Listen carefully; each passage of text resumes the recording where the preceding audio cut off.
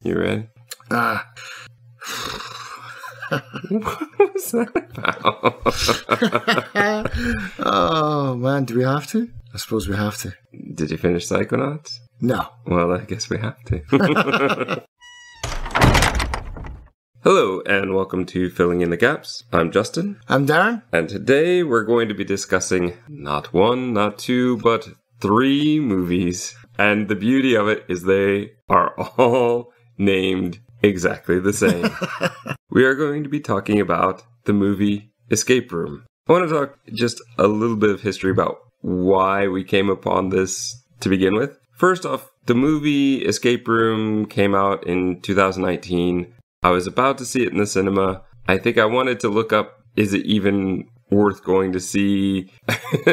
Honestly, I thought it would get some sort of like 1 out of 10 or something. So when it didn't do that poorly on any of the rating systems, I went, okay, well, I'll give it a go. I don't think there was anything else that week that I wanted to see. But as I was looking it up, I found out that there was another escape room from 2017 that had Skeet Ulrich in it from basically Scream. It's about the only thing.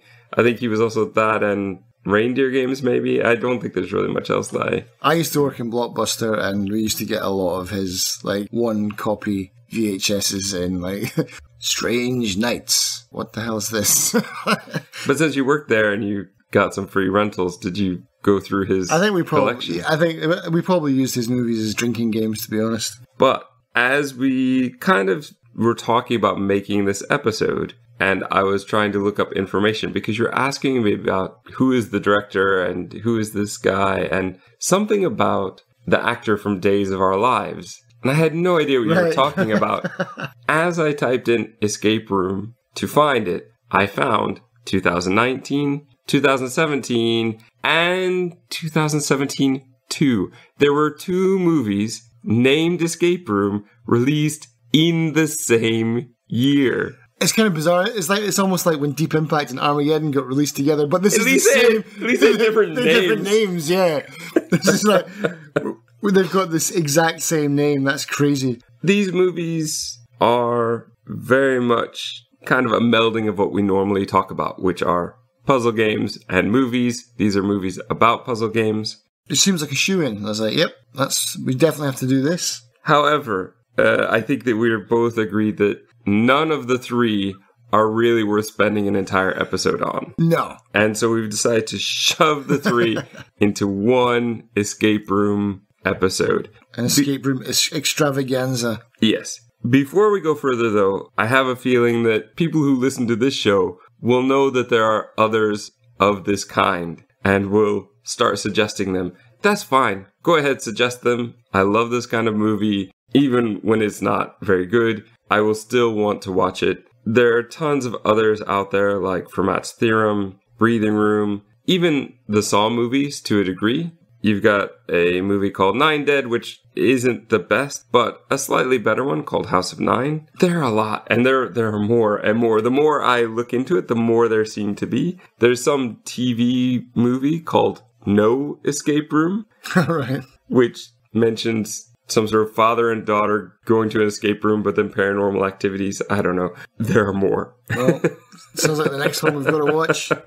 So here's the thing. We don't want to shove all this into one. We're just going to focus on these 3 movies and try to do them somewhat justice before we move on to anything else. But what the listeners may not understand is I do really like enjoyably bad movies, and I would say that at least 2 of these would fall into that category. So if it's really good, I will like it. If it's really bad, I might like it. And so with the interesting concept of puzzles, escape, and everything, yeah, I'm kind of a sucker for this. So beware. I think Darren probably didn't enjoy it quite as much as I did, but we will find out as we get into it. Before we begin, though, as we've done in other episodes, we'll hit the 3 spoiler warnings. I will try to, when we release this video, put a comment with timestamps. So in case you want to happen to skip one, then that's fine. Let me look at the directors quick because I find that's probably the easiest way to identify them. So we were talking about Escape Room 1, which was directed by Peter Dukes.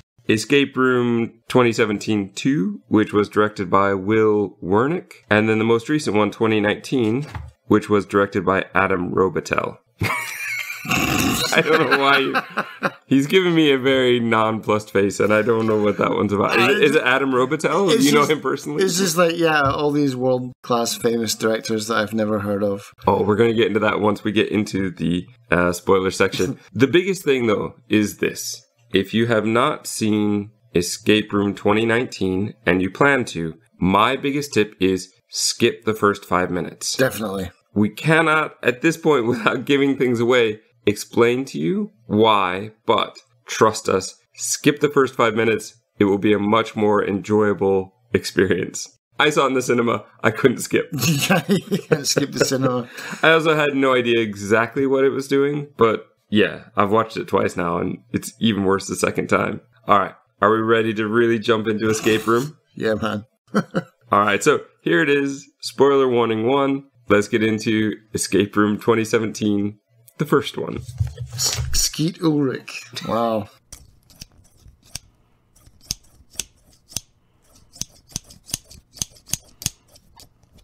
All right, so this movie, the version I've seen, and I've seen this in 2 different places online, and the one that you've seen as well, does this very odd thing where for 7.5 minutes, there's a scene in Arabic that we have no idea what they're talking about. I looked it up online as well, trying to find out what this was about. I have been searching for a week because I knew we were working on this, and I've not been able to find. Well, the thing is, I saw a post by someone on Reddit. They're like, guys, I bought the DVD of this, and it doesn't have subtitles. Even the DVD doesn't work. I told you that my theory was if the subtitles aren't hardwired into it, then there's a good chance that it just didn't exist. Yeah, so it's like, even if you buy the DVD and it's not got subtitles, then I think we're out of luck, to be honest. So we just have to guess what was going on. I think we can make a good guess about what was happening. But I'm sure we can. It's not quite as entertaining as Chewbacca's family from the Star Wars Holiday Special, which does a very similar thing. But yeah, I could skip this whole scene though, and it wouldn't make a difference to me at all. I feel like the whole movie hinges on this first 8 minutes, man, because otherwise it's just a garbage movie that makes no sense, even less sense. I disagree. Because I think that we get enough of it just from the antique shop that we don't really need it. I would like to know what they're saying, for sure. Well, dear listeners. Good luck with that. Maybe if we happen to get listeners who can translate for us, then that will be something. But for now, we'll just have to be left in a mystery. But likely, it has to do with this demon that's in the skull box. And they bury it for safety, but the one guy kills the other guy. It's basically Jumanji. I haven't seen. Are you talking the original one? The original, yeah. Yeah, I haven't seen the original one in so long. I wouldn't remember. But it's all based on this wooden box that looks like a skull. It's not a bad prop. It's somewhat simple, though. I was going to say, it's not a great one. Yeah, it looks like someone made it in the wood shop in a weekend. But I think that that's part of the reason why it looks that way, is it's meant to be centuries old. And you couldn't have it machine tooled if... Should be better looking then. Someone handcrafted that stuff in the medieval age? No. It predates medieval. Oh, how do you know? Because of what Ramona says in the antique shop. Okay. She basically makes it sound as though it comes from the beginning of time. So it's very old. Wow. I mean, we can get into what I think. We're in the spoiler section. Say what you want. So the 2 guys go out to the desert. They're burying the box. And then for some reason he shoots his friend and then he shoots himself. And it's basically they're cutting off. Does he shoot himself? Yeah. They're out in the desert, they bury the box, he shoots his friend in the back, and then you see him getting down his knees in the sand, he puts the gun in his mouth, and you hear the trigger go. So he blows his own head off as well. Okay. To prevent anybody else finding it, in theory. And I think to prevent, like, by the end of the movie, that's like to prevent the demon from continuing. It's like he's trying to do the world a favour by not allowing the demon to skip into another soul. It's kind of like, what was that movie with Denzel Washington, with the guy that jumps from body to body?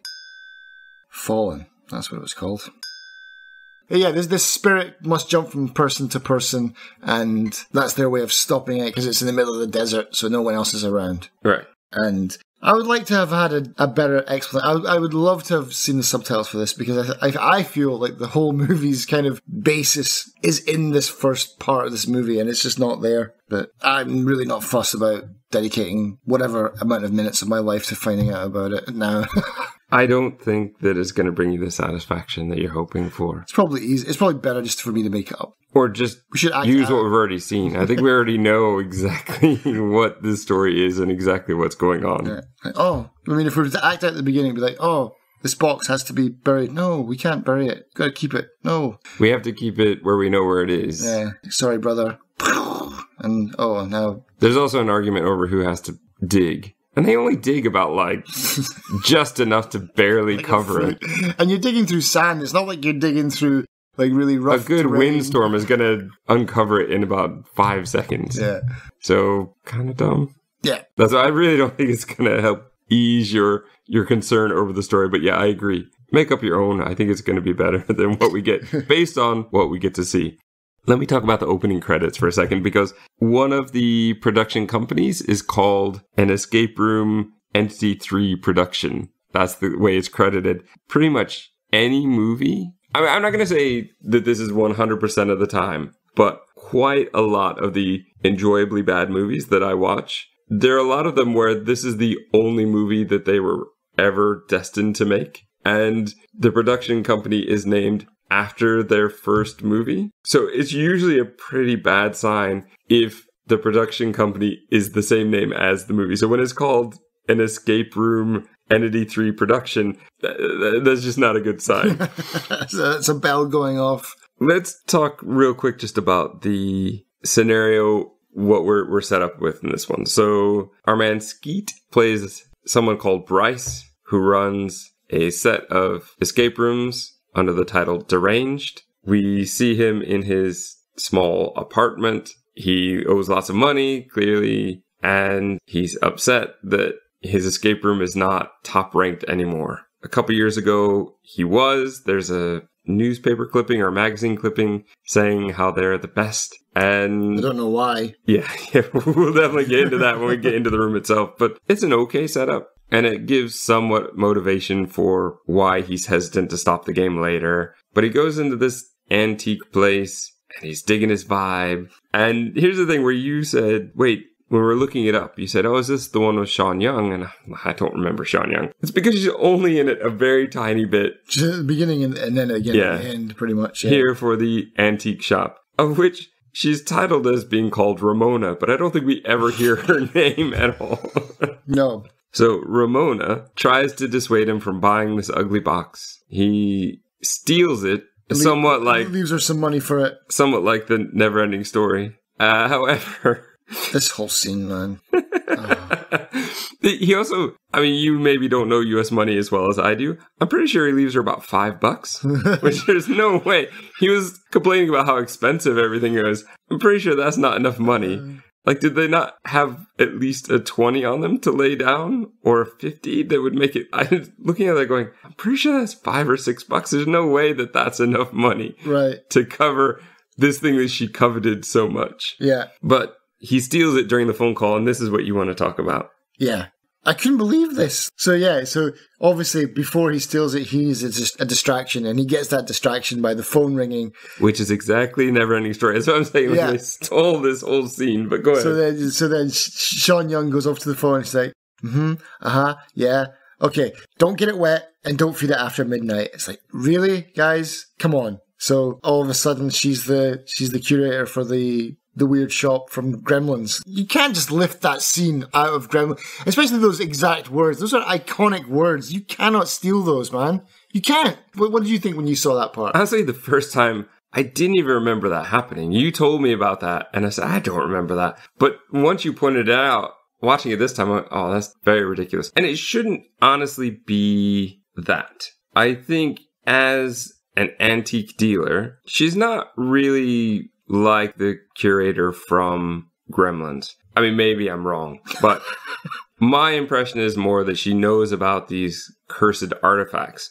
So it'd make much more sense to use a reference to a cursed artifact, something from like the dagger from the Golden Child or using the puzzle box from Hellraiser. Yeah. Something along those lines. Mogwai is something totally different, and it just doesn't seem to fit. It seems a very awkward reference to jam in here. Yeah. Shoehorn in a weird 80s reference, which, to be fair though, the movie does it constantly. It's constantly tripping over itself, trying to show you how cool it is with 80s references. Is it, or is it just trying to show you how much of a loser these two guys are? Because they pretty much all come down to these two guys from now on. Let's talk about our contestants in the game. We've got Ben, who's picking up Jess, and he's saying that he's going to ask her to move in with him. Jeff and Ben are constantly arguing about horror movies, and usually not in a really intelligent way. I don't know if you got this impression, but it felt to me like they were spewing the lines they were given, but they don't really love these movies the way that they're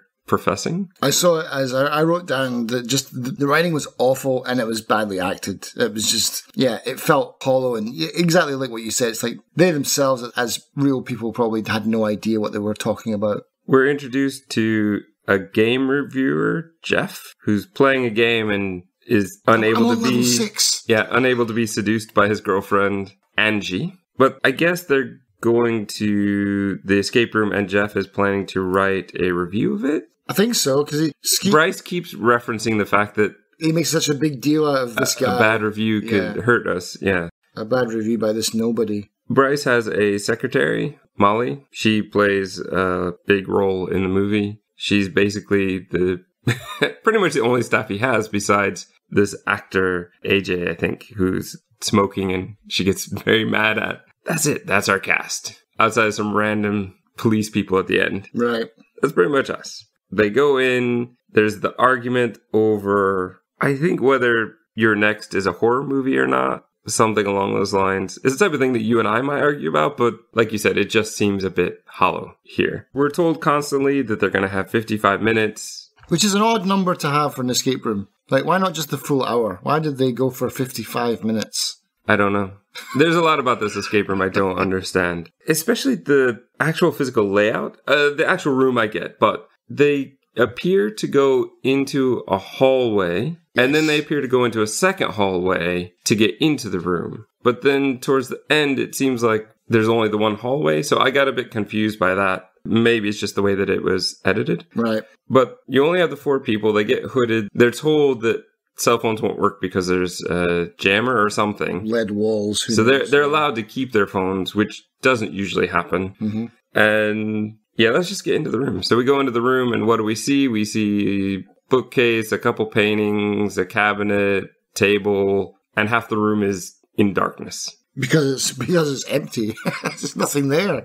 Well, there's something there. There's 2 things there. There's a dictaphone that I used to have, that exact dictaphone.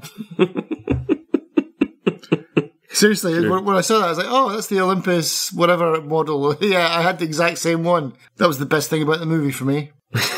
That amazing nostalgia factor. All right, well, they start looking around the room. They start solving some puzzles, I guess. So there's like 2 good puzzles in this room, if that. So there's the locked cabinet with the colors and basically how many books are on the shelf, which was pretty straightforward. Yeah. I could see if you've never done anything like this, that might be difficult. That might be an interesting thing.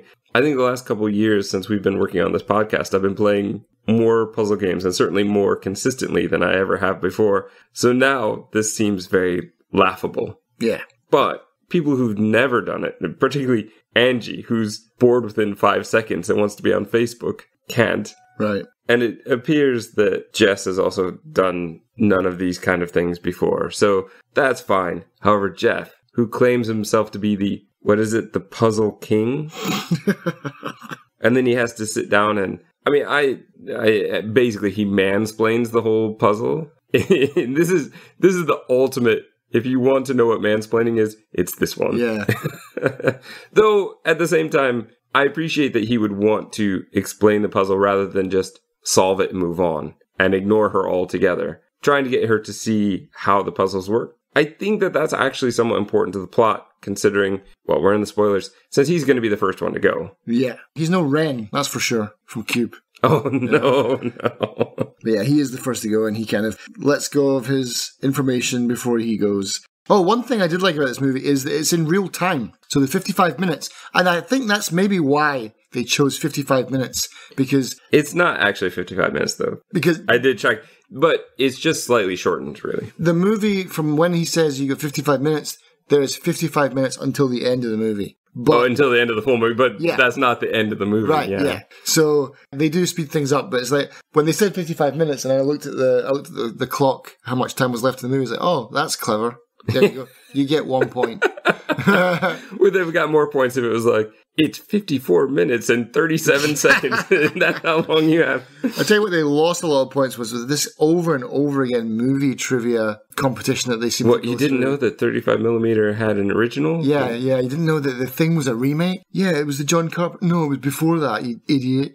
And they do that over and over and over again. Yeah, when you don't have time. I do like that the female characters were both trying to get them to focus again because they would have spent the whole 55 minutes just arguing about movies, basically. It's just lazy writing, man. It's just like, I'm smart. I went to film school and I know stuff about movies, so I'm going to put them in here and make other people say them to make me look smart. I just hate that. It's very pretentious, man. I hate when Tarantino does that, and these guys do not get a free pass either. For the first part, it really feels like the guys don't really do much who claim to be so amazing at puzzles and escape rooms. Angie finds the eraser that has the DER under it. I think Jess finds most of the puzzles, really. That was the DER thing, because they find the UN part first. No, they find the DER part first. Oh, did they find that first? I missed that. They find that very early on. It's just on an eraser. Jeff finds... Jeff, the escape room master, I put in quotes in my notes, finds 2 coins...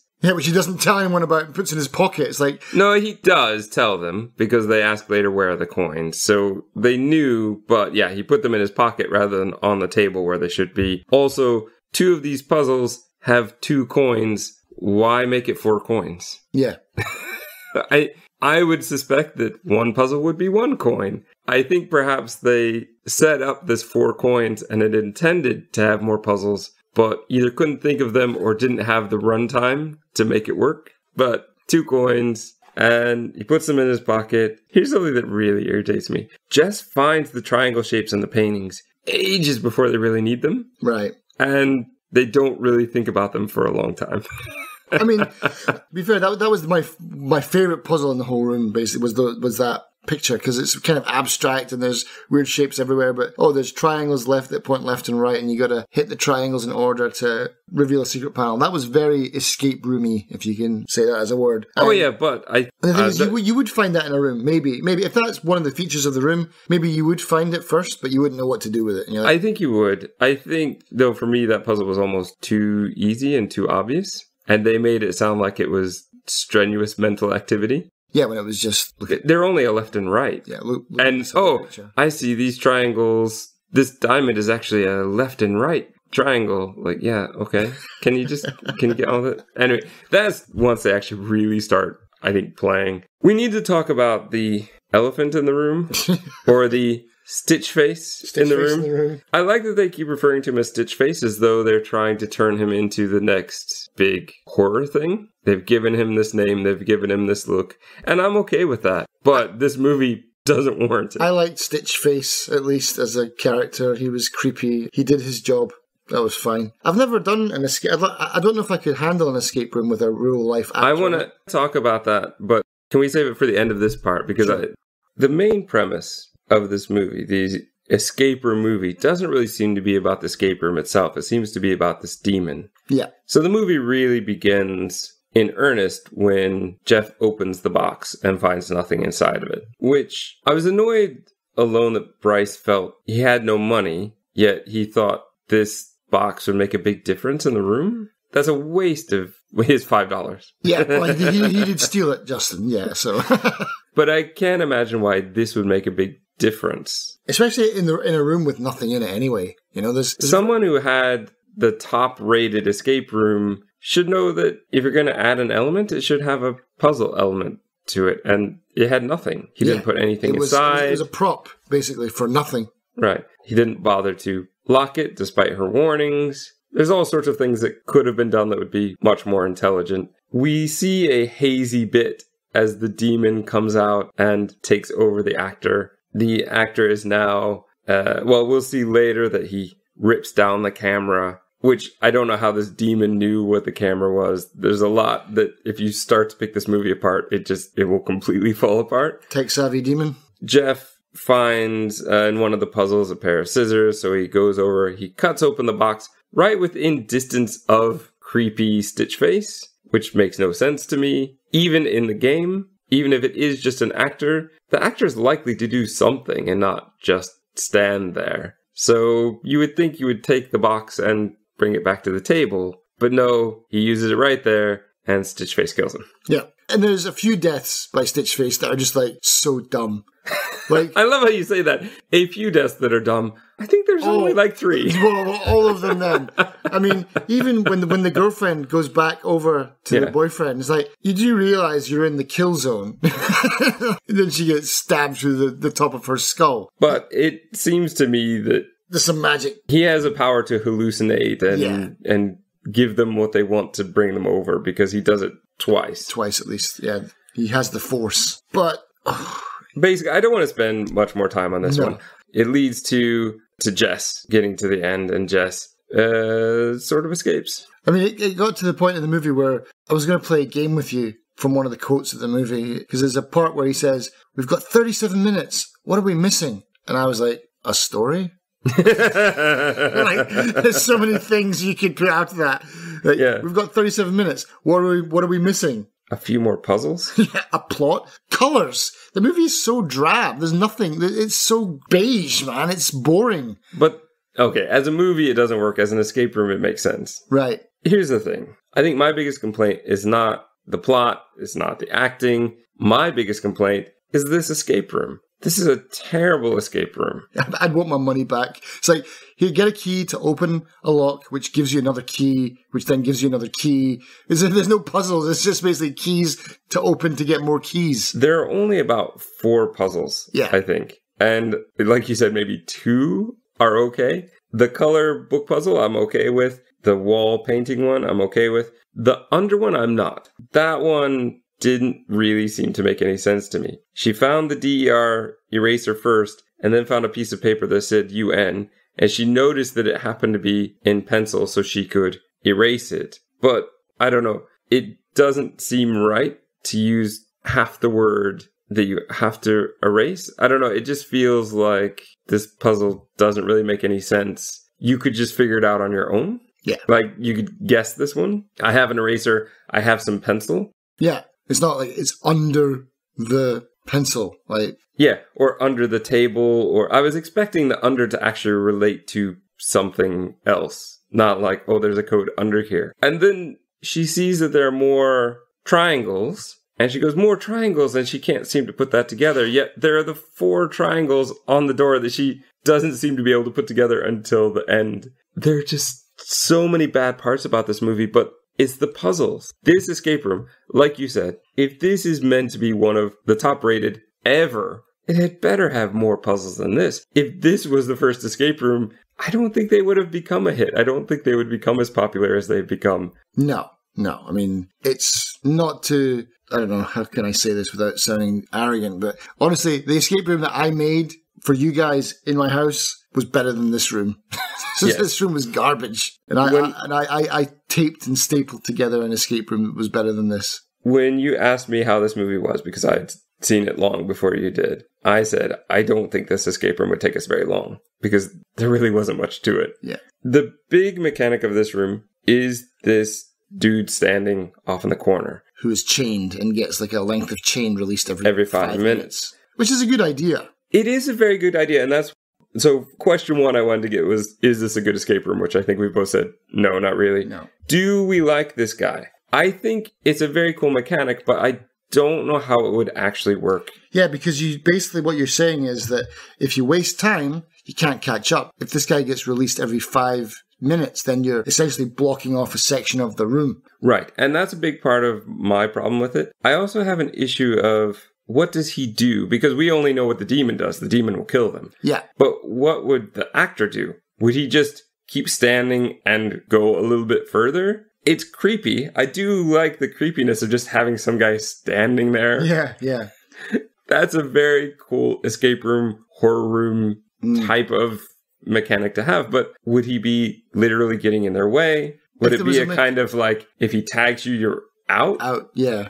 But that was not explained. Because you would need some kind of moderator in there to be like, okay, you're dead, essentially. But no, if you had some kind of mechanic to distract I wouldn't like that. Can you imagine paying $20 to get into an escape room and then told you're out? Yeah. So I don't like it for that, because I don't understand how it would work. I like the look of it. I like the creepy feel of it, but I just don't understand what the point of it would be. Unless it's the type of thing where the actor does something to say, oh, you're all dead. Like pulls down a screen that has fire on it or something. Right. Something to signify you lose. But I don't understand how it would actually work. Yeah, I don't think he's there to kill them, because I've seen actors in escape rooms before. Oh, really? Yeah. Not in ones that I've personally been in, but on things that I've watched. And one of them was like this escape room in the States, and they had an actor, and it was like a Saw theme, where you found this secret passage and then you found like a victim. So the actor was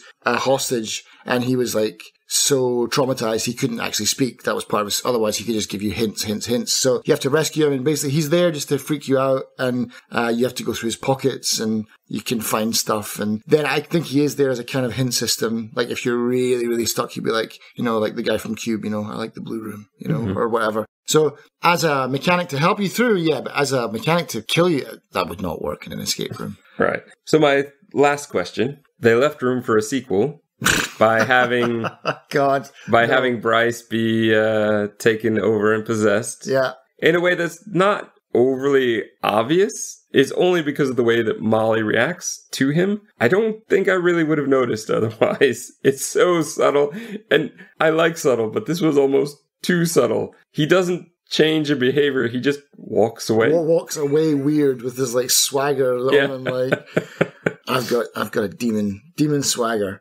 But then awfully, she returns the box. Molly returns the box to Ramona. And Ramona's like, well, demon's out now. Yeah, he knows your face. He's coming for you. Like, well, I didn't do anything. I was the good guy in this whole movie. I was the only one that actually made sense. And now I'm marked. I've got a bullseye painted on my forehead now.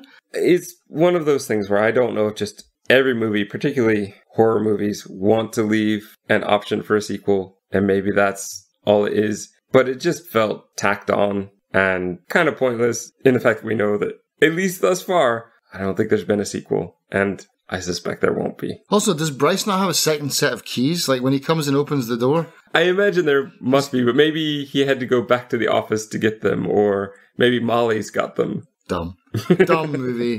Terrible movie. Not good. No. Not good. And not even good. Like even if I could have got some ideas for puzzles, I'll steal that, or I'll modify that. Like there's nothing here. It's empty. It's just got nothing going for it. All right, I'm ready to move on. Are you? Days of Our Lives. All right, so we jump into Escape Room 2017, the second. Spoiler warning now. Here we are, the movie directed by Will Wernick, starring Evan Williams, Annabelle Stevenson, and Billy Flynn. So Billy Flynn is your man from, Days of Our Lives? Where you didn't even know. Like, what is Days of Our Lives? I'm like, well, it's a soap opera. Why are you asking? Because he's in this escape room. Yep. Sort of. Yeah, sort of, yeah.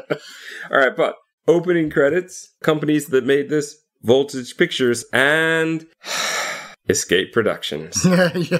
So, not a good sign. That's 2 for 2. And I think that they probably wanted an escape room production, but the other company got to it first. Right. That's my suspicion anyway. The opening for this one is decent, though. So we open in a gray room with a man shouting, and he's trying to figure out this puzzle box. There are 3 dials on it. He's got some sort of weird card key. He's watching a screen, and he's doing something. His shirt is all bloody. He solves it. He gets a 2-headed key. And there are 2 tiny pillars with a keyhole on top. And clearly he chose poorly, because the one he chooses injects him with something and he dies. Yeah. Pretty sure that's Billy Flynn. Oh, really? That's why I'm saying barely. I'm pretty sure that that's him. Oh, I thought he was the main character guy, like the boyfriend at least. I don't think so, because I'm pretty sure I looked it up. I think he plays a character called Victor, who we don't see in the rest of the movie, so I'm pretty sure that this is him. Oh, wow. So, okay, fair enough. I like that key. That key was pretty cool, though. It's like a double-sided key that you have to break in half. Do you have to break in half? Do you think you can? I thought you could, because it looked like it had a seam down the middle. I don't know if that's just how they glued it together. Right. But I think the whole point of that was, yeah, you'd have to break it apart. You would need two people, like in Superman 4 to... Was it Superman 4? There are many where you have to do a key at the same time. So let's not get obsessed with... Richard Pryor gets the guy drunk. That's 3. That's 3, right, okay. That's the one I'm talking about. But yeah. Four was the quest for peace. Oh, that's one I haven't seen still. Don't. Yeah, I know. I think we've talked about that before. There was one thing I noticed right off the bat. Did you notice anything weird about the scene where they're in the fancy car? Before we get to that, the thing I don't like about this room is I don't know how it works. I don't know the answer. And that's always going to bother me. I know what I'm like, and I know years from now, I'm going to think about this movie and go, yeah, but what was the right answer? Because the problem is, okay, you said that it needs to be both turned, but will they both get injected? Will it not inject if they happen to turn at the same time? I'll never know. And my suspicion is they don't know either, that they were just making up as they went. So I want to know, is there an answer? And that will always kind of bother me. All right, so fancy car scene.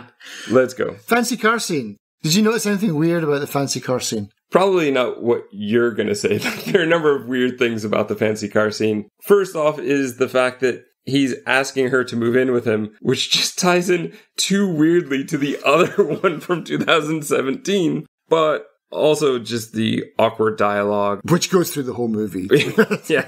But no, I that part to me, it seemed like it was dubbed. The audio seemed off. It was almost like they had to shoot it again, but they had to give back the fancy car, so they didn't have the fancy car anymore, so they did it in the studio and just dubbed over the top of their, like, lip-synced it. It's very possible. Because I know that they do that sometimes. They do, and I think if they're using a real car, and if they didn't have the right audio setup, like the problem is... It'll be noisy. In a real car, it'd be noisy, yeah. So it's quite possible that they had to loop the sound over again because the sound didn't work. The thing is, when you see a car scene in a big budget movie, typically that car is just being pulled by another one. Yep. So there isn't a lot of sound within the actual car. I don't think they had that kind of budget.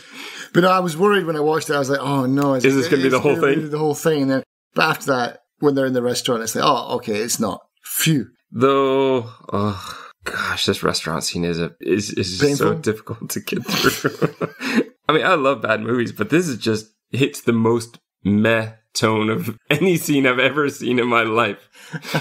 They walk in, it's Tyler's birthday, and he basically does this thing where he can predict what they all ordered because they're all that predictable. I don't know of any group, even the most boring group, where you can guess exactly what 6 people have ordered. You need to get some new friends, man, if that's the case. Like, it's so ridiculous. All right, let me go over the characters quick because I had to jump back and forth between watching and IMDb to catch some of these names because some of them are hard to catch. We've got Tyler, it's his birthday. Kristen, who I'm guaranteed to accidentally call Catherine at some point. Conrad is dating his sister, Tabby, who's wearing the white dress. And then there's Anderson, the tall guy with the glasses, and Natasha, whose name I didn't know for ages. And that's definitely one I had to IMDb because it is very clearly stated at some point later on. But for a long time, I don't know who this person is. And I had her down as a question mark for ages. Well, at least you know their names. I had no idea. I wouldn't have cared, except I knew we were going to talk about it today. And I just have code names for them all. I didn't want to go back to like what I did for Circle and trying to identify them by look and confusing both of us. So here we actually have names. Let's use them. This boring scene, let's just skip over it. So they basically are going to an escape room. This is the first problem with this is like, we're going to an escape room where we need to use our brains and we're going to have to solve puzzles and it's going to be really difficult. I know what's a good idea. Let's all get really hammered. Yeah. So this was a huge problem for me. They continue to drink, I believe, in the van. Yeah. And they drink the entire way there. It's like... The problem is twofold. One, you're not going to be at your most mentally aware. But two, you're locked in a room for an hour. Yeah, you need to pee, man. Yeah. And you typically aren't allowed to. Yeah. Right? If you have an emergency, you could probably get out. But in this one, you definitely can. No. So... stupid. Just really absolutely stupid. We do need to talk just really briefly that there is a character called Hadley who goes off to a sexy party instead, apparently. Oh, yeah. That is only really important at the end. Now they get in the van. They have to turn in their phones. They have to turn in their wallets, but I didn't understand that one. Clearly, whoever's running the game is just stealing money. Yeah. I gotta fund this somehow. Yeah. Put your wallets in here. It'll make it easier than getting it off your bodies later. Yeah. They get blindfolded, except for Kristen, who doesn't need to be blindfolded because she needs to lead them in. There's a weird part where they try to, as they're riding in the van, where they tried to lower the partition to talk to the driver, but it doesn't work. Yeah. Because the driver is Jigsaw, basically, isn't he? He's the guy that's obviously set up the whole thing. Right. So we're not allowed to see him. And actually, while we're mentioning him, there was something at the beginning I did want to talk about, which is something that all these escape room movies seem to want to do, is put some sort of news article that relates to the escape room. So there's some radio news story about a ritualistic fire or something, which I'm pretty sure is meant to reflect back on, oh, it must be this guy who's driving the van away from where Billy Flynn died. Right. But we don't get that here. Here, oh, we have no idea what's going to happen. But they go in, and here's one thing that I do like. They are separated into different rooms. So we have Tabby and Conrad in what looks like a morgue. Yeah. You've got Tyler, who wakes up in a room full of TVs and clocks and newspapers. You've got Anderson and... I say wake up. They don't wake up, but they're... unblindfolded. Yeah. That's what I was going to say, but there must be a better word. Yeah. You got the other two, Anderson and Natasha, who are supposed to be in love, but boy, they... clearly are not. Yeah. They seem like they should just be exes already. It's just... that is all cringeworthy. But they have the kind of rope manacles that they have to loosen up and move around, manipulate so that they can be separated. And Kristen is nowhere to be seen for now. Yeah. So, I mean, obviously that whole cuffed together thing is obviously symbolism for how their relationship is a sham. Yeah, I think that there's a lot of that going on here. Problem one. Tyler opens the door, and he could have walked away. He shuts the door and powers up the room. Do you think he actually could have walked away? Do you think that the only way to win this game is to not play? Yeah. I think that was the whole point of this, in a sense. Like, he should have walked away. Like, that's the only way that he could have... I don't know if he would have saved everybody, but probably not. But maybe it was his birthday after all. So it's like, yeah, you don't get to die on your birthday. You're on your own as well. He's the only one that doesn't have a partner. I wonder, though, if... But if he does leave, then everyone is doomed because he's the smartest guy in the room, pretty much. Sort of. Yeah, he is. Well, all right, but I want to get to that later. I don't know. I don't personally think it's fair. I think if I was in this situation and everybody's out to have a good time, I wouldn't want to ruin everybody's good time. No, exactly. No, of course not. I personally, I would have stayed because it would be fun, but I didn't. If I knew I was going to be murdered, then no, I would leave. Right. But you don't know that. Yeah. You don't know that. So let's start talking about puzzles. Natasha figures out how to get the ropes through the manacle and out so that they can move around. Tyler, at this point, I don't think he really does much of anything, right? Until Anderson opens the door. He sees that there's a dial, like a safe or vault dial on his door, but he doesn't really know what to do with it. Tabby and Conrad, he's like, oh, can we do something about this? And realize he's got some sort of chastity belt on. And how did he not know about that? He acts all surprised. Like, how do you not know someone has just attached a giant cod piece to you? Like, they're supposed to be they're supposed to be stereotypically dumb, but my God, they're dumb. They are super dumb. Like, maybe Pseudo Jigsaw knows that because he gives them the easiest puzzle ever to unlock. I was thinking that can't be the answer. A 4-letter word. No. But it is, and then rather than do anything, they make out for, I don't know, till it's their turn to be back in the movie again. Yeah, basically. But this idea of like a multiple room escape room is a really nice idea. I like this. This movie, let me just be clear here, this is the best movie for me out of all three of them. I would agree. I think the first, up until they get into the room, I could have skipped happily. Yeah. But once Tyler opens his eyes and we look around the room, and already they weren't all in the same room, I went, well, this is interesting. This is something different. And this is not something... I mean, I've only done one escape room, but I know friends who've done others. I don't know of anyone who's done a multiple room in this way. There are definitely ones where there's a hidden room that you need to find, but I've never seen this kind of 3 separate rooms having to work together. I did one where it was separated, like you were almost like in a cell, so there was like a barred door, and so we had to communicate through the thing, like, because we obviously can't see around the corner, like what's on this side of the wall, can't see that. We had information that would help them solve puzzles, and they had information that would help us. It's kind of like a real life We Were Here. It was cool, yeah, it was a good room. And that's kind of what they get into here as well. Yep.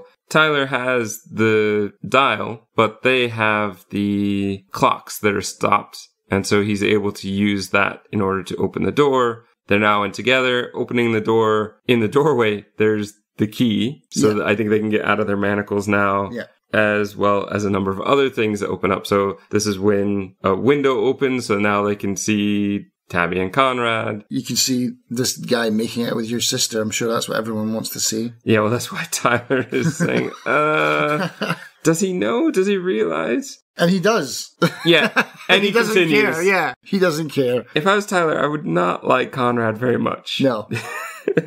No. There's a point where Anderson walks out of the room. Natasha's being totally inappropriate. And they've obviously got some history together, her and Tyler. Yeah, which I felt like they overdid even at the dinner scene, but this... They do it the whole way through it. Yeah. And it doesn't amount to anything. That's the problem, for me anyway. It's like, why have it? It didn't actually mean anything. I think it does slightly, but I'll get to that when we get to that point in the story, hopefully. But it's just so ridiculous. And I do want to, he's just like, stop.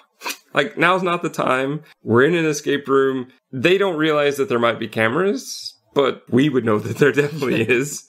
They clearly didn't watch the other escape room movie. No. So they would know that there were cameras. It's just so awkward. It's not fun. It's not great.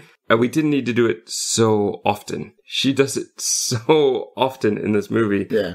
Pretty much every time she talks to him. Okay. Oh, sorry. The thing that we were missing is the paintings. That's what opens up the window, which is the food chain. You put them in order and they're weighted. Yeah, that was like something out of Last Will when we were rearranging the paintings. There's a puzzle with an hour hand only clock, and then they have to find a minute hand only clock. And then Tyler does some weird manipulation to make this key out of the 2 hands. This is very delicate looking key, obviously. Mm-hmm. The TVs come on, there's 42 minutes to go, and Kristen is in a cage. Mm-hmm. Naked, might I add. But we don't know that yet. I don't think we can tell that from this point. That comes up later. But since you've mentioned it now, let's talk about that. Yes, naked. So I think that should indicate to them that she's not in on it. Mm. And I don't know why they bothered to make her naked, except to have a naked woman in the movie. That's all I'm thinking. There really seems to be no point to it. Doing that does the one thing that I feel like Pseudo Jigsaw doesn't want them to understand, and the fact that she's not in on it. Right. But they don't ever seem to put that together. They also don't ever comment on the fact that she's naked. Which seems that's totally normal. Yeah. Maybe for her it is. We don't know her backstory, but it seems very odd and doesn't seem to really have a point. Also, one thing that I've noted down is, how many times did they say in this? Did you not notice that? I would say I curse a lot, but my God, I noticed like every second word that comes out of their mouth for like at least the first 30 minutes of this movie is did you not notice that? Even in the opening bit with the guy from Days of Our Lives, he's like, basically he says like, or something like that. Like, it's ridiculous. Obviously, that's all getting cut. So I'm like, why even bother to talk about this? Or just get cut it. But no, it just that or really, a lot of bleeping. That really struck me. It's like, it was so funny. It was like, I don't know. I couldn't get over it. It was like someone ringing a bell every time for me as I was watching this movie. It's like, there we go again. They just dropped another F-bomb. Just constantly. No, I don't even really notice. Okay. Edit all that out. Right. So, 9-letter puzzle. they realize that it's nothing they can just guess at. So they have to go through, and because it's his birthday, they have to go through the giant stack of papers, look for the one that happens to be from his birthday. So somehow this guy has been hoarding papers from 30 years. And here they are to find the one crossword puzzle. The entry hasn't been filled in. And what is that clue? I mean, it's a clever puzzle, but it doesn't belong in an escape room. There's no way. One, it's a cryptic crossword puzzle, and you can only have logic puzzle in an escape room. You can't have those kinds of puzzles because they're not for everyone. I don't mind that part of it so much. I don't like this. I have to go through this giant pile of papers, and how would I know what date it is? There doesn't really seem to be a good clue for it. He guesses it because it happens to be his birthday. But why would we know that? In a real escape room, I wouldn't assume that they knew me at all. Yeah. Yeah, I like the clue. The clue is great. The clue is egotistical notes, and the answer is good. It made me even, when I saw it, I was like, oh, that's quite clever. This is also where I do like this bit because there's a window where they can't hear through the other side, but Tyler is mouthing it to, well, he's like spelling it out on the paper, which I thought was clever enough. And then his sister is like mouthing, oh, theme song? He's like, yeah, theme song. That is a good kind of brother-sister moment where they would catch on like very quickly. I like that. But these two get locked in. Here's a point where the movie had been going well for me, and now it starts to lose it. And this is because it becomes pseudo-saw, pseudo-jigsaw, and pseudo-cube. This whole moment is cube directly. Because now the key doesn't open the door. Anderson breaks it, but it was very flimsy to begin with. And again, Conrad and Tabby have to make out. And they're being gassed by some sort of acid which melts their faces off. Well, together first and then off. But they didn't do anything wrong. Yeah. As far as we know, these two morally have done nothing wrong. Puzzle-wise, they've solved it. And somebody had to be in this room in order to do the puzzle. There was no way to do it otherwise. They've done everything right, and they're being punished for doing everything right. They're being punished for making out. How dare you, sinners? Yeah, that's exactly right. It's like, why did the dummies get it? It's unfair. At least with Saw, you had a chance. And this movie is obviously taking a page from Saw and Cube. But not in the right way. But not in a fair way. It's just like, oh, now you have to die. Like, why? Right. Yeah. And that's going to lead a bit into what I want to talk about with the next one. But sticking with this one, Tyler goes off and cries, assuming because his sister died, but also because he knows that Kristen is in danger, like real danger now. And that he might die himself. Well, probably knowing who he becomes towards the end, or who we realize he is by the end, is probably the better answer, honestly. But at this point, that's what I was thinking was, now he realizes Kristen is in danger. And it's also now that we finally realize she's naked. I don't think previously we could have, but now that we know she's really in danger, now we see what real condition she's in. We also can see that from a camera angle behind her that she is watching what's going on, so she is aware of what is happening. Yeah. Tyler wants to use the ventilation to escape, which I think is stupid. I think that's unfair. But there's a puzzle inside, so clearly he's meant to. They go in, there's a puzzle with magnets. Anderson knows the answer. I didn't understand the first part of this, so I think maybe I don't know the full Sphinx riddle. I knew the second half about the different stages of life, but I didn't know about the sun, star, any of that. So it must be tied in, but I don't know it well enough. But they get this, and there's a sound, and rather than scooting over to make room, Anderson just gets stuck in the vent and dies? Yeah. It just didn't seem to make any sense to me. Because he's the skinniest one out of the lot of them. Yeah. Like, how did he get stuck? How did he get stuck? Yeah. Is his belt buckle caught? Like, I have no idea why he's stuck. But he is, and so he dies because we need him to. They get out on the other side and find out they're back in the same room again, which is okay. But now, to get out, they have to pull a handle inside the bear's mouth. And this is where we can start to see what kind of person Tyler is. He gets Natasha to pull the handle, and he yanks the door open, which, you know, the further the door opens, the more it's going to crush your hand. Though, another problem here, could you have not thought of easier solution to this one. I mean, that door must be really heavy. That's all I can say. Like, Okay, yeah, possibly, but did they not have something earlier? To block it, to jam it with, or something like that? You couldn't... Oh, yeah, you could possibly. But the thing is, it wouldn't open enough. I think the idea was it wouldn't open enough unless the handle was held and the crushing thing came down far enough. But, well, let me throw this out here. Okay. What did Anderson and Natasha have at the beginning of their game? Handcuffs? Yes. In what way, though? String. Could we not have tried to use the string to pull the handle rather than getting our arm crushed? Yeah, like just loop that around and then pull that. Yeah, I never even thought of that. That would be a good idea. But this is part of why I'm not sure Tyler is as much the game master as you think he is. I mean, yeah, obviously, let's take... I mean, he's better than the other ones. Let's take Tabby and Conrad out. Anderson, I think, seems to know some stuff. Natasha, even at one point, defends him and says... Actually, he's pretty good at this kind of stuff. So I think he possibly could have been. Tyler seems a bit unaware of stuff. So he's an alpha gamer, though, for sure. Yeah, but there's the part with the colored wires. Natasha puts that together. He can boss people around, but I don't think he's as clever about figuring out puzzles as perhaps he thinks he is, or perhaps as he seems to be. But that's, I suppose, not the most important thing. But I think that it definitely was a group effort. And he only survives because he's very cutthroat.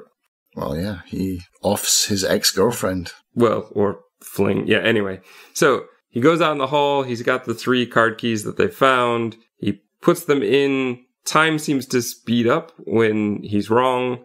He puts them in when they become green. They each have a different shape. Yeah. But that's not important. I'm sure it was. It's somewhere on the cutting room floor. Okay. I just kept going, okay, dude, write down the shape. Yeah. You're going to need this later. But clearly not. Clearly he's completely unimportant in the final cut anyway. Yeah. He gets through with 2 minutes to go. He sits down and talks via video camera to Kristen and basically just tells her what a horrible person she is. How dare you brought us in? You've killed everyone. Which I think she's feeling guilty about watching the whole time. Comes down to the final seconds. They have a choice. Save the other person or save myself. Yeah, it's the prisoner's dilemma all over again. Is it though? Because that's what I wrote down, but it's not really. I think if they both say save each other, then they both live though, isn't it? Ah, yes, possibly. Yeah, if they do the right thing, if they do like the morally correct thing, then they both will survive. And that's why. But I think it doesn't really matter, right? So if they both say save myself, they both die. Yep. If they both say save the other person. But I don't think it really matters what the other person chooses. If you say save the other person, you are going to escape. This isn't a proper prisoner's dilemma because you have to agree to push the same button. And they don't even talk about what button they're going to push. They don't even talk about, hey, I've got a button. They just push. She pushes to save him. He pushes to save himself. He dies. She escapes to go make a phone call, which pseudo Jigsaw hacks into via a rotary phone. I think I wrote that down as well. Like, what was that? The amazing technology of the 1950s. Yeah. And we're treated to their teaser for the sequel in which Hadley walks into her sexy party. And obviously, through his video cameras, we're seeing that. So that party must be an escape room as well. I'd watch it. First off, is this a good escape room? Yes, I liked it. There's some parts of it that I don't agree with, but compared with the Skeet Ulrich one... Okay, but let's not compare them. But is it a good room? Would you be happy to do this room? On the most part, yeah. For most of the puzzles, I mean, minus the dying. Yeah, I think the dying, and I also think the ventilation. I don't think you should ever have to try and go through the air ducts in order to find a puzzle. At least in a real escape room, that would definitely be a big no-no. You don't want to take apart the room. Yeah, exactly. It would have to be an obvious way where, like, you solve the puzzle and then the grating opened up. Sure. Yeah, like if it was a secret room or something like that, fine. But I do think it's a bit of an issue where people may not be very claustrophobic, but when you make them crawl through a tunnel as they had to, I think that more people would be more worried about that, and that might be an issue. You also have to have thin people to crawl through there. Yeah. I don't think that anyone that does an escape room is going to be claustrophobic, though, in the first place. You know, it's like... But I think there's a difference between being put into a room where you can walk around for an hour and crawling through some air ducts.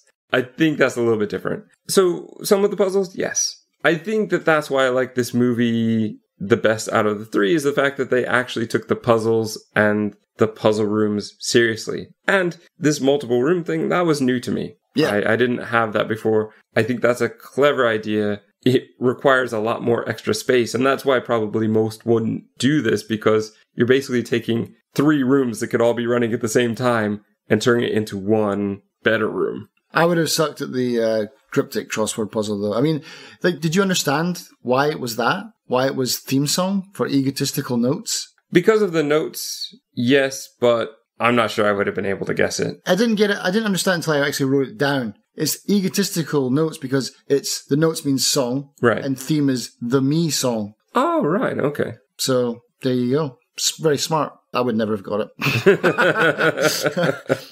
But this is where, in a real escape room, that would probably one that you use a hint for. Yes, for sure, yeah. They might type in something like, what you get at the beginning of a TV show. Yeah. You know? So I'm okay with that, in the fact that that might be the one we have to use the hint for. But this room, there's no hints, so you're kind of on your own.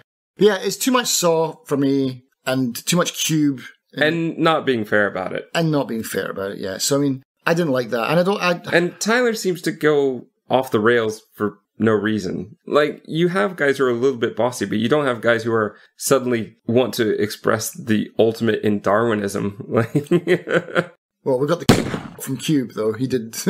But this just seemed to come out of nowhere. He went from normal, annoying guy to absolute jerk in 0 seconds. Yeah. And I didn't really get it. I think that the purpose of them having the affair is simply so that he would have a motive to question Kristen's validity and saying she's doing that just to get back at them. But his sister and Conrad did nothing, so that doesn't really work for me. It seems like this is just where they wanted the story to go, but they couldn't figure out how to make it go there. The affair was the one thing that they could use, and they hit it too hard and annoyingly. And yeah, that whole aspect, story-wise, doesn't really work for me. Yeah, because I mean, at least in Saw, it's all about them redeeming themselves. They're all bad characters. But there was no redemption here. There's yeah, exactly. It's just, I mean, basically, there's no redemption, only cruelty was what I thought when I was watching it, and I'm not happy with that.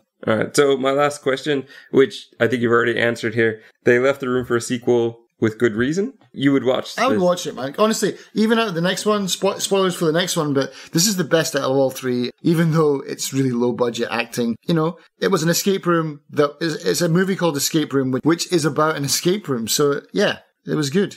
Right. And I respect that. I would watch the sequel of this one. I think that they could actually improve upon the whole scenario and actually make a story that makes sense next time, and maybe have slightly better acting, or maybe at least actors that fit their characters better, and could make that work. I'd like to see... I would like to see the sexy party one.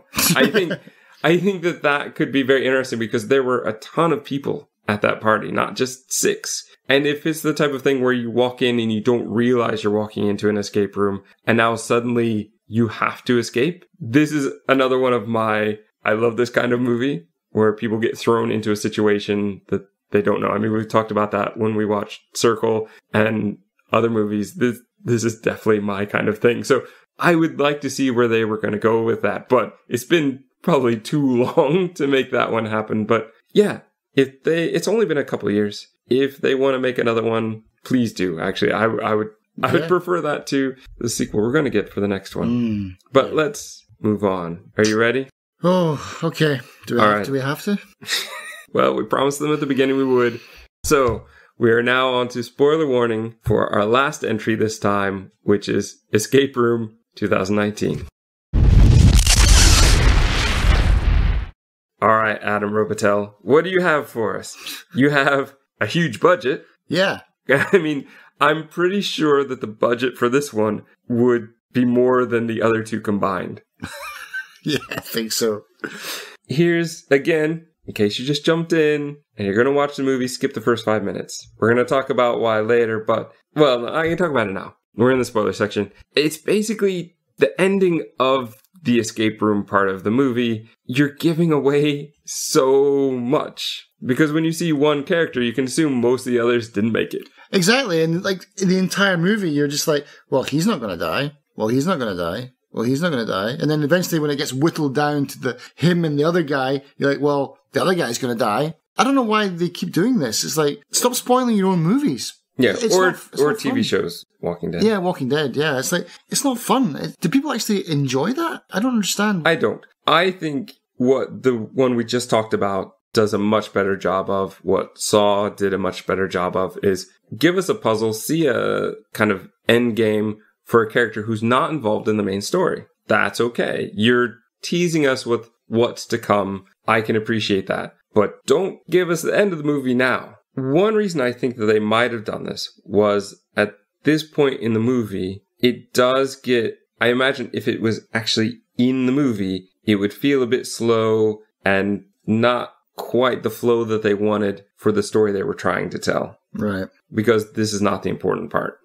But that comes right at the end. This movie, no escape room named production company. This is a Sony Columbia Pictures. So this is a first. Let's talk real quick about this puzzle. Ben, as we're going to know who it is, goes into a cluttered and cozy study. There's a fire. He hobbles to the puzzle. There are 10 numbers and 4 spots, which he, in particular, this character or this actor, always wants to exposition everything. and annoyingly so, it just feels so unnatural that to me, every time he spoke about the puzzle, or even pretty much any of them, when they were literally talking about what the puzzle is, it just took me completely out of the movie. Well, okay, all right. In a way that the others didn't really seem to. But for some reason, this one, they just seemed to have to explain the puzzle so much that it just didn't work for me. That part didn't work for me. Do you think, though, it's because this movie is a bigger budget and is aimed at people who might not know what escape rooms are or what even puzzles are? And so they're like really dumbing it down for I think those that guys? Because the producers and the production companies behind this would want that, yes. However, I think the other two movies are also for people who have never been to an escape room or know what it is, because in both of them they seem to feel the need to explain what escape rooms are. Much more so the Billy Flynn one than the Skeet one, right? But this one, yeah, it's... I don't know. In 2019, it seems a bit late to have to overtly explain and have, 5 out of your 6 characters not know what an escape room is. Yeah, let's just skip the opening puzzle, because it's not even important anyway. Yeah. He appears to be crushed. Appears. So, time-wise, 3 days earlier, we see Zoe in class. She's afraid to say the answer even though she's written it in her notebook. Done. Jason is riding in on a motorcycle. He's a pushy stockbroker. Tells his assistant to watch Karate Kid. Again, with the movie references, man. But I do like this because he's talking about download Karate Kid, and then Ben's watching Karate Kid as he's working the... So I thought that was a good transition, actually. I did kind of like that. We don't know what Ben did, but we know he did something bad. He's got a flask. He wants to be a cashier, but Gary, who runs the grocery, is like, it wouldn't be good to put you out front. Like, what, is he a monster? I mean, they're in a major city, right? I think so. I just find it hard to believe that, like, the whole neighborhood knows what you did, Ben. Right. We can't dare put you out front. I didn't see it that way. I ridiculous. just thought he was like a socially awkward guy, and so that would be bad for business because he would probably say something stupid or upset one of the customers. Well, and that's very possible because at that very moment he swears, and it seems like he can't not swear. I didn't really notice in the other movie, but this guy, yeah, it's just all the time. They all receive puzzle boxes. Jason uses YouTube to try and get it open. Zoe is taking notes as she's opening it, like drawing it intricately. I like that a lot. Ben is hitting it with a hammer. Of course he is. They get a card for a voucher for Minos escape room so they can go in for free. First to escape gets 10,000. Great. I'd be in for that. Well, that would be a mistake. It would be a mistake, yeah. Arrival. Ben smoking. Amanda shows up. You might this is about the only actor I recognize from the whole movie. because she's been in Daredevil and she's been in True Blood. Okay, yeah, I didn't recognize her. I recognized the older guy with the beard. Oh, really? Okay, I didn't recognize him. But I think he's my favorite character in the movie. Yeah. Danny shows up in the elevator with her after she's already had to turn in her ID and her phone. He takes out a phone and she's like, how'd you do that? And he said, oh, well, I always bring a second because the waiting rooms can be pretty boring. And I really love that. And Danny is not much throughout the movie, but this opening bit where he's so excited. He's so excited. I love that about him. I love that he's like, I've been to 93 rooms. And Jason's kind of annoyed because he's probably not going to win because Danny's done them all. He's listing them off. It's almost a bit much, but I like it. I like this kid is super into escape rooms. This is what he does. He just takes it for granted that everyone knows what he's talking about. Like, you're obviously here because you're pros at this, yeah? Like I've been to the obvious ones, this one and this one and this one. And Mike's everyone's like, what is an escape room? What am I doing here? They do a fairly decent job here of trying to see the characters. We know that Zoe's shy already, and that's fine. Jason, just the way he interacts with characters here, I think is good. Mike is just such a downer at this point. He's so brilliant. Oh, yeah, I had a dog called Amanda. She died. Yeah, I'm here because, I drive truck and that's going to be the first thing to be automated. So, I need to have money just in case. It's like, oh man, but the thing is, he's such a downer, but he seems such a positive person at the same time. It's just such an interesting character. I really like Mike for some reason.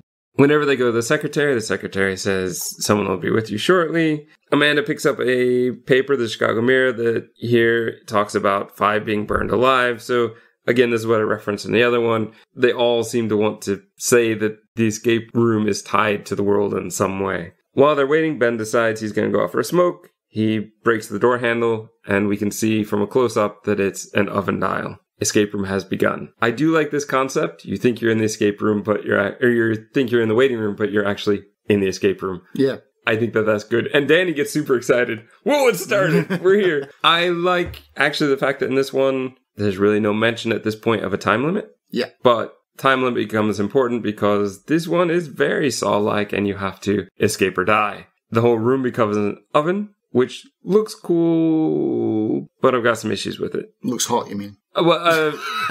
Yeah, no, you're right. It looks visually interesting, let's put it that way, but doesn't seem to make a lot of sense to me. There are a lot of things in this room that I feel like they make a big deal 2 or 3 times of showing us that the mannequin is smoking. And that seems a little bit too hot to be realistic for what these guys are going through. Right. And they've got heating coils on the ceiling. They've got them in the pillars. It's just too much. I feel like they overdid it for aesthetics. Because eventually they've got that giant jet that's coming down from the roof as well, just burning blue hot flames. The secretary, I do like the fact that the secretary turns out to be a mannequin. Yes. I think that looks good. And when they answer the phone, please follow the posted rules. Puzzle solution. The coasters that you have to push down in order to escape. What do you think? I don't actually remember that part.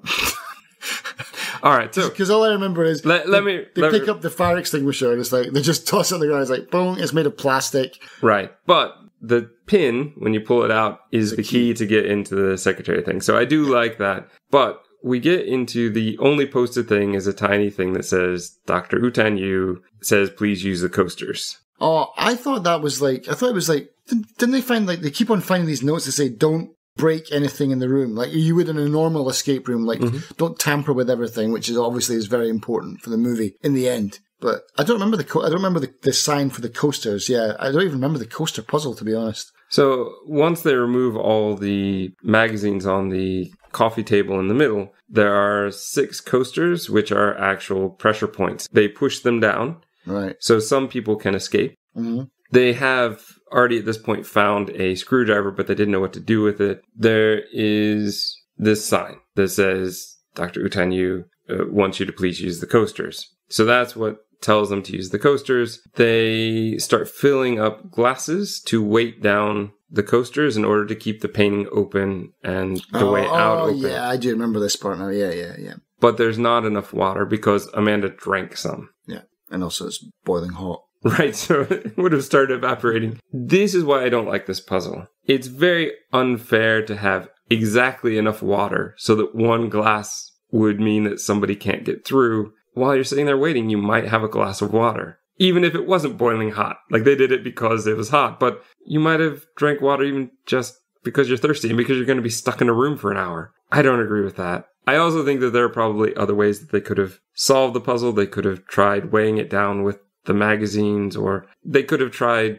wedging open the door, the painting, so that they could get through. But of course, time. Yeah. Time is, though it's not overtly mentioned as you have 1 hour, in every puzzle it becomes an issue. And I'm not sure I like that very much. But they escape. Yay. They find themselves in a cabin. And one of the worst puzzles in the entire movie. Top of my list right here. Go ahead. What is it? Melting the ice cube? Oh, no. Before that. That. So they're still in the cabin. They have to find keys. So they find a key. And then there's another one where they have to undo a lock. And it's got letters.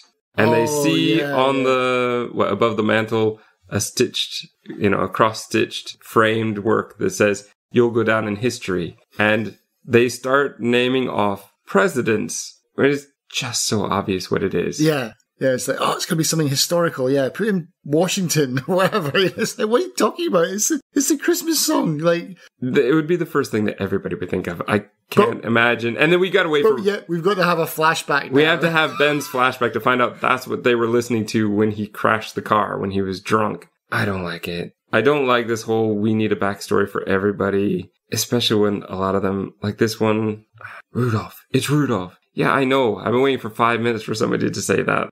And this is a problem with puzzle movies. In a game, I've solved it, I've moved on. But in a movie, you have to wait for the characters to realize it. If it's a clever puzzle, you can kind of understand. If it's a riddle of some kind, you can kind of understand it takes them time. But this was just so obvious that it should have been a no-brainer. 5-year-old could have got it, literally. Probably better. Yeah.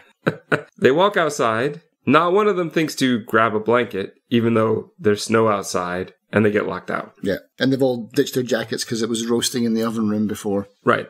Which seems very unfair to me. It is. Again, it's unfair. So here we are. Cheap shot. There's ice. It looks like they're outside. And when I was watching this the first time in the cinema, I went, what are they doing? Like, are they saying this is magic? What are they doing? But Danny bumps into a screen wall, so we know that it's not literally outside. It's just a refrigerated room. Yeah. That kicks into high gear when he does figure that out. They find a number of things. There's a sled that says True North is a lie. They find a fishing rod, one Arctic jacket, like really powerful jacket. And Zoe's going to find the magnet inside of the bear. Again, sticking your hand into another animal's mouth again. That seems to have popped up twice today. Right. And there's the fishing hole, which Ben steps in and he gets mad about and is annoying about. Fine. And then they put the magnet on, they find the ice cube. You want to talk about that? Yeah, it's like, has no one ever heard of just friction? They have to hug it to death? I'm kind of okay with the hugging. The hugging it makes more sense than everybody put a hand on it. Yeah, I mean, yeah, exactly. Okay, so, some body warmth, like, everyone just let's lie around it or something like that. But, like, put your hands on it is dumb. Put the jacket Sit on it would be better. Put the jacket on it and rub it. Like, has no one heard of friction? Like, that's the way to go. Like, just cover it up and then rub it. Get some sticks off the trees and rub it. Like, you don't have to use your hand. I think they were getting onto something when they asked for the lighter, but as soon as they have the lighter and he tosses it to Danny, he gets taken away from them, yeah. The ice just explodes below him. Yeah. And who was it? Jason, I think, said, oh no, there's a current under there. He won't be in the same place. Why is there a current there? We know this is not outside. The water in the fishing hole does not appear to be moving. I don't think there is a current. No, there definitely isn't. There can't be. Just seemed a lame excuse to get rid of Danny, who might have been a help later on. But yeah, as soon as I saw that part, I was like, oh, it's that episode from Doctor Who where the whole place is just exploding. I'll be an hour on that if we start talking about that one. But it's exactly the same thing. It's like we've got these charges placed everywhere, obviously, so that, if he throws it over here, we've got, charges 7, 8, 9, and 10 will detonate. But he throws it over here, so it's like charges 16 through 20 detonate. All right. Right. They get the key, they turn the key in the lock, and they have to run across the ice as it explodes. Yes. As all the charges go off now, yep. To get through this tiny door on the other side. And this room, you like this room, though? Yes, this is the upside down room, yeah? Yes. Yeah, this was the best room out of the whole thing, to be honest. I don't really like this room, but I'm going to get into why after you say why you like it. Visually, it looks great. I won't deny that. It is good, though I would rather they stopped. They do this a few times where they flip the camera 180 degrees so we get the disorientation of feeling, are we upside down, are we right side up? I would rather they do that once is fine. You've given us what's going on. Don't keep doing it. Right. Yeah, I mean, I like that because it was like something that they could do with a camera that was not boring otherwise, because everything else is just like straightforward. Here's another shot of this room, but they could play around with this room, and I like that. And it is supposed to be disorienting. And so if you were in that room, I think they're trying to give you that feeling by watching it, So it's like... Yeah, but I don't think that I would get that as much because I've been in like haunted houses where the room is upside down, and I get it, but it's not disorienting for long. You very quickly become aware of, well, the floor is the ceiling and the ceiling is the floor, and you done. Yeah. I totally thought that fan was going to come on though and chop everybody up. It was on at one point. It was spinning, but yeah, it didn't chop anybody. Yeah, they kind of no, because they came up with a much worse thing where it's in an elevator and the whole room goes to the top and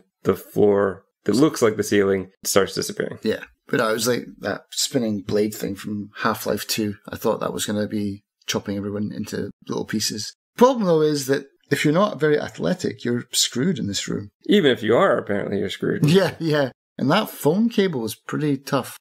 Yeah. She's hanging by that phone cable. Like, I'm surprised it doesn't. As soon as she jumps onto it, I'm surprised it doesn't go ping and she flies away. But in real life, it would. She gets like a good 10 seconds on that thing before it breaks. Yeah, they were doing a weird thing where they were trying to hold out the pool cue, but in a way that looked like they were all just going to die, which is, I do think this. I think that they thought that ahead, and I want to believe this anyway, that her character realized that she would be more harm than good, and so she sacrificed herself. I mean, she was did a soldier say goodbye and stuff, and she did basically do the whole room for them. But yeah, that holding that pool cue, I was like, do you even physics, bro, man? That's not going to work.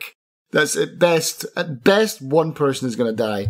So yeah, the thing though that gets me about this and all these kinds of movies, all of them, from Saw to Cube to the ones we've talked about in this, I hate this predictability of one room equals one death. Okay. Yeah. I really wish we could get over that. I mean, I understand you got to do something to keep it spicy, but it's so predictable. As soon as okay, how's the next person going to die? I don't think Cube is that way, though. I would give Cube a pass. You go through many rooms where they don't maybe die. Not Cube. Maybe Cube. And there's also the fact that there's only a tiny little hatch for every room. So I mean, more Cube Zero or the sequels. Some of the other sequels, maybe not. Yeah, Cube gets a pass, but Saw, the escape rooms we've already talked about. It's all like, okay, we're in a new room. How are they going to die? I'd like to see something that was a little bit less predictable. Yeah, that's all I got to say about this room. Visually nice. I like the idea of like the slide square, even though I hate slide square puzzles in general. This is where my problem comes in, and I need to talk about this. Okay. How do we know that's the solution? I thought it was going to be like one of those pipe games where you had to like... See, that would have made sense. The problem I have is that what they end up with is a yellow line, a black circle, and a blue line, and a whole lot of other random album covers. But you could have figured that out without ever sliding it together. And it doesn't really form an overall picture. No. If there was some sort of picture over top of that to help you know where all the pieces are supposed to go, but we have no idea that this is what the puzzle is actually supposed to be. It's very abstract. In many ways, you could probably move it around and have something different, the very least of which is put them in the other order. You could have had the blue one in the top left and the yellow in the bottom right, the opposite. It would seem to me anyway. Maybe I'm not looking at this correctly, but... Yeah, I don't know either. I don't understand that. You have a 4-digit code, which I'm okay with. It matches with the pool balls. I get that. Yes, that's fine. That's fine. And the whole, maybe we're looking at the numbers upside down, flip it over, I'm okay with that. But how do we know we have the numbers in the right order? That bothers me. And I don't think that that quite works. I think that the visuals on the album, it's a good concept, but it needs to be done better because it's not a definite answer. Absolutely. I thought the same thing. For those kinds of puzzles, you need a template or you need something to work with. That's the whole point of those puzzles is that you have to match them up to something else. And that's part. Or the picture itself is so obvious that it has to go one particular way. Yeah. So, yeah, whatever. Did you ever watch The Crystal Maze? Never see. I don't know if that's too British. I don't know if it ever made it. No, I don't across. Even. Is it a game show? What is It's a game show. It's got the guy, what's his name? The guy from Rocky Horror Picture Show. Tim Curry. No, the other guy, the narrator guy, like the Igor guy. I can't remember his name. The bald guy. You know what I'm talking about, yeah? He used to run this game show thing called The Crystal Maze, and it was like, they had these puzzles. They had like 4 different kinds of puzzles or something like that. And one of them was, you could choose them before you went in, and then they basically put you in a room and locked the door, and you had like 1 or 2 minutes to solve it. Some of them were like, just like regular puzzle solving. And one of them was always like physical, where it's like a physical task that you had to complete. And that's the one thing that I dislike about this room is it's a physical task. Not everyone could do that. Some people might as well just jump off the side of that room immediately. Like, I'm out, bye. Ooh. But I think what we're going to get next is the triage room, where the characters realize that all of these puzzles have been handcrafted for them, which I have a real problem with. But I think that that's part of why they could almost get away with, we have physically capable people who could make it. Mm. And in theory, you don't have to climb across. You need one person who can climb across. Right. But yeah, they didn't really give a good way for climbing across. And of course, the ball falls out of her pocket, and that's why she has to die. Right. She could have survived, but movie problem, we have to have an obstacle here. And so she dies. So triage room, though, this is where they are looking at medical rooms they've all had to basically stay in after Zoe's plane crash and she lost her mother. Mike was in a mining accident, which I don't remember him mentioning mining before, but that must have been before he was a truck driver. And his is probably, I don't know, it just feels the most original and the most kind of surprising. They overstated that Ben is an alcoholic and needs alcohol, right? Zoe's plane thing they've hinted at about 5 times at this point in the movie. But this Mike one came out of nowhere where, I had to listen to my brother breathe his last breath. I'm like, wow, all right. Jason says that this is the room where he had, stayed after suffering hypothermia, and we get sort of his backstory. And then they start to realize, here's Amanda's thing. This is what she went through. And here's Danny's thing. We're all soul survivors, which was somewhat okay. At least they had a connection. At least they had a sort of reason for the backstory, as proving that they know these people very well. Every one of them went, this is the room exactly. Like they could see what it was like. I appreciated that one. But this is where the movie goes even more off the rails. This is just a horrible part of the movie for me, man. They watched this fake commercial. At the end of it, they realize they've got 5 minutes to go. Zoe goes nuts. She starts smashing all the cameras because they've been watching, which is okay. I'm okay with that. But it does seem like out of nowhere for her and for her character. But I mean, that's the whole point, isn't it? Like from her university lecture in the beginning, like that's the whole reason she's this quantum physicist it's the whole Schrodinger's cat thing, isn't it? So it's like, if they can't see us, then we change the state of the game. So her way to escape is spot on for me. It's like, I get that. So she smashes the cameras because then they can't see her. Good. That's fine. Yeah, but she suddenly becomes a very angry character. I would be pretty pissed off by this point as well, I guess so. But I came here for a bit of fun and you're murdering everyone. It just transitioned very quickly. Yeah. It was like Amanda's death was a thing that all of a sudden made her a different character. And it just feels too quick for me from the story standpoint. But let's ignore that. She's smashing the camera, not helping the others. There's x-rays and they put them on to the light and they're looking at them. And this is one of the worst parts of the movie, where Ben Exposition says, oh, no, they're not numbers. It's EKG. My cousin's deaf. They must have known that. But well, Ben doesn't seem like the type of guy who would bother, even though his cousin is deaf, to really learn sign language. No, he does not. Seems like he'd be the type of guy to go, yeah, write it down. I'll write it down, yeah. Yeah, they must have known that as well. Yeah. Oh, well, clearly you needed that to be here. Then they find an EKG machine, which Jason is very convinced they have to... I mean, he keeps saying test your limit, so he thinks that it has to be the fastest heartbeat or something. Which makes sense for his character, I guess, because he's all this high-octane stock trading garbage. And so he volunteers someone else to do it. Two. He tries to get Ben to do it, and then he's... It's like, nope. shocking Mike and kills him. Like, oh, oops. Then meditates and lowers his heartbeat enough. And he says maybe it has to be both high and low, so I guess in his mind they had to get the highest one possible plus the lowest one. But I don't think so. But is even the lowest the right answer? I just don't understand. Well, I mean, it is in the end, isn't it? I mean, that's what unlocks the door for them. I guess. So I guess that's the answer. But, like, killing Mike for that, it's like, here's what I think the solution to the problem is. He basically defibrillates the guy to death. Oh, so maybe it's the opposite. I have to slow my heartbeat down. That's testing my limits of my patience or my... I don't know. I just don't really like this puzzle. I feel like this doesn't work pressure kind of thing. It was terrible. And they killed the best character in the whole thing for nothing. Well, they had to because pretty much the good guys don't survive in these. So they move on. Those two. Zoe still stays to smash cameras. Yep. And they go into the trippy static room. Which I put here is like, the trippy room is cheating. But it's fun.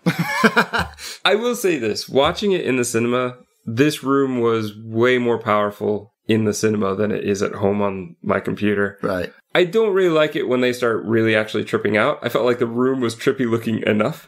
But they open this hatch, and on the handle of the hatch is some sort of chemical that makes them hallucinate. And I don't really like typically hallucinations in movies. They try to make us feel the same thing, and it doesn't quite work. Well, just not in this case for sure. It just becomes very distorted. They're laughing. They're kind of not making any sense. They are looking for an antidote because the clue tells them to. Ben hits a wall and just finds the antidote. So there's no puzzle here, really.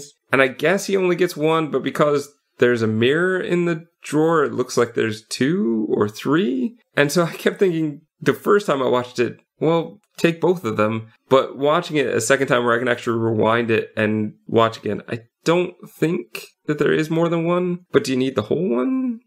I suppose so. But this assumes there's only going to be 2 people left. Yes. Or that only one person can go on from here. It seems a terrible puzzle if you got 6 people to come through here and only one can survive in this room all of a sudden. That doesn't seem like a good setup. But that's the theme, isn't it? The sole survivor, you know? So, I mean, out of a plane crash of 200 people, you're the one that survives. So, out of a room of 6, no big deal for the odds there. Right. So now we get to the study room on repeat. Ben is there. Don't really repeat everything, though, which I do think is at least a slightly good choice. You've already shown it to us. Don't show it us again.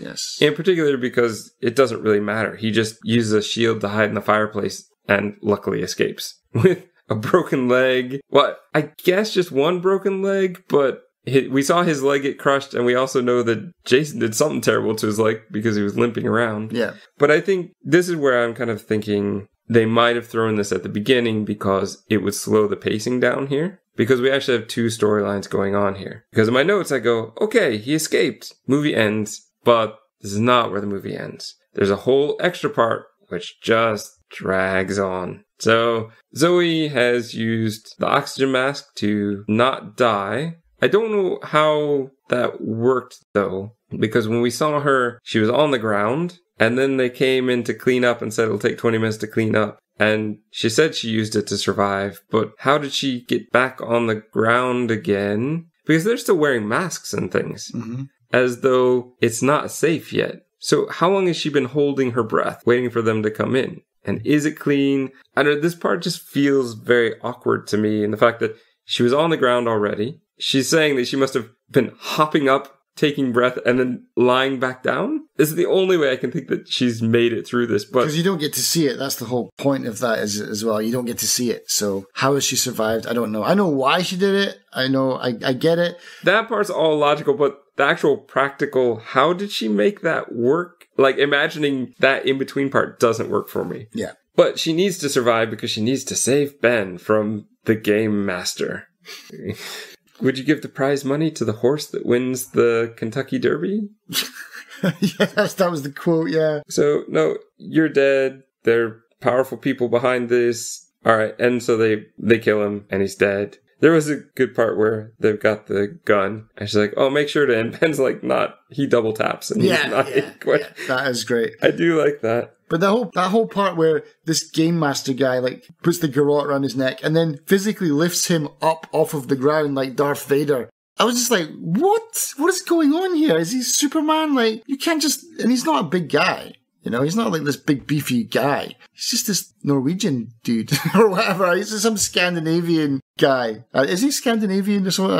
I don't know, but some European guy, skinny little Darth Vader, powerful guy. I don't know. That whole part was dumb. And I hated it because, again, it's unfair. And so, yeah, you have to die. It's not even like they're doing it for science anymore. It's just that now it's just cruelty. Right. So, movie cuts to 6 months later. Well, before that, I guess we need to talk about the fact that she talks to detectives. They take her to the place. She realizes No Way Out is the anagram for Utan Yu. So, Dr. No Way Out, apparently. Yeah. Which I don't like. How clever.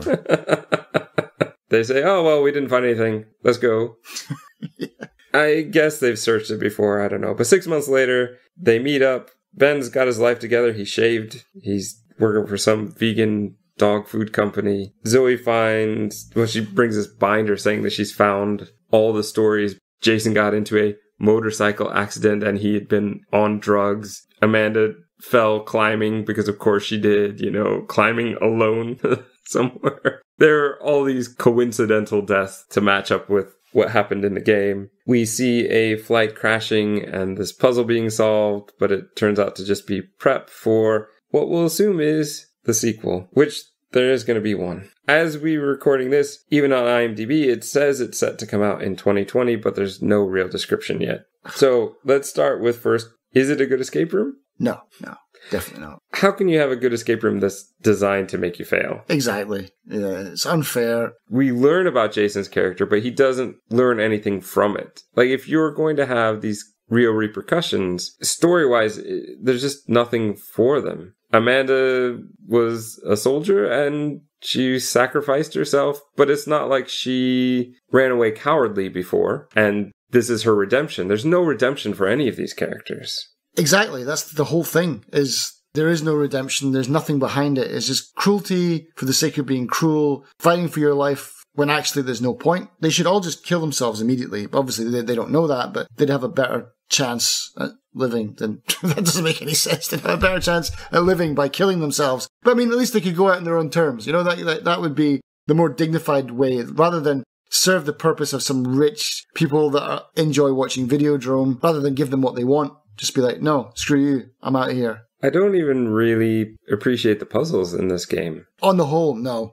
Jesus, are there any that are good? Not really. Yeah, to be honest. The fire extinguisher with the pin as the key was pretty smart. And the coasters that need to be weighed down is fine, but not if you've limited the amount of water that they have to play with. Yeah. And the whole thing that definitely shouldn't be the first room. Yeah. The whole thing definitely stacked against them is unfair. And that whole virtual reality thing with they're simulating the flight and they've actually built the plane. If you're going to do a VR thing, just wear some goggles. You don't actually have to build the plane. But yeah, when I saw that, I was like, that is a cheap garbage ending when they're just like, oh, let's play it again. Like, oh, they had these themes. Like this year it was lone survivors. The last year it was, what was it? Athletes or something. Yeah, athletes.